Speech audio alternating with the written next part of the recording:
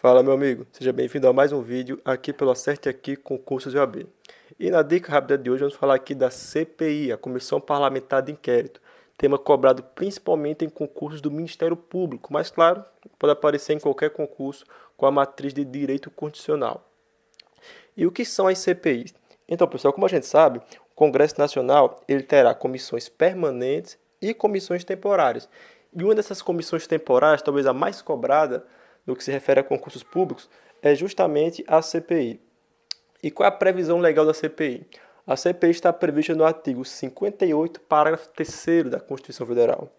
Conforme esse artigo, elas poderão ser criadas tanto pela Câmara dos Deputados como pelo Senado Federal, seja em conjunto ou separadamente. Quando elas são criadas em conjunto, dá-se o nome de CPMI, Comissão Parlamentar Mista de Inquérito.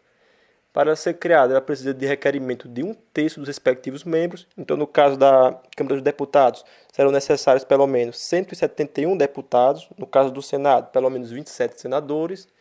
E elas são criadas para apuração de fato determinado por prazo certo. Então, esse é os primeiros pontos interessantes da CPI.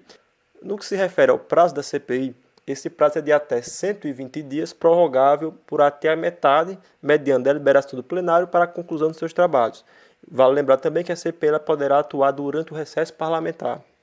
Dando prosseguimento, as CPIs elas terão poderes de investigação próprios das autoridades judiciais, além de outros poderes previstos nos respectivos regimentos de cada casa. Então percebam, não é outros poderes previstos em lei, mas sim nos regimentos de cada casa.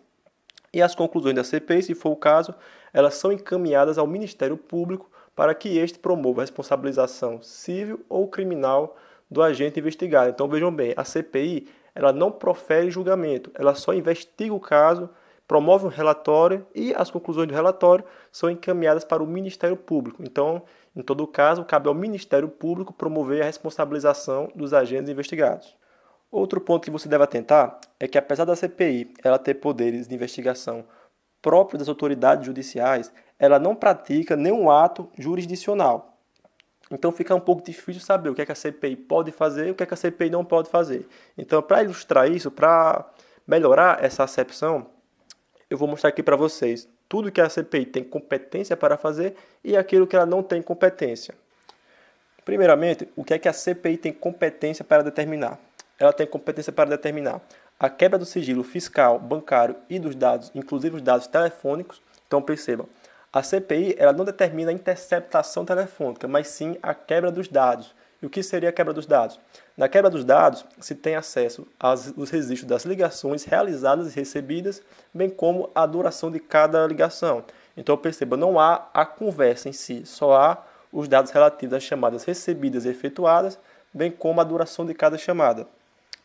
A CPI também pode ouvir testemunhas e, se for o caso, determinar a condução coercitiva. A CPI também pode ouvir investigados, indiciados, requerer exames e perícias, bem como convocar ministros para depoimento. E, por fim, a CPI ela poderá determinar a prisão em flagrante no caso de crime cometido no recinto do Congresso Nacional. E o que é que a CPI não tem competência para determinar? Ela não pode determinar, conforme eu já falei, a interceptação das comunicações telefônicas.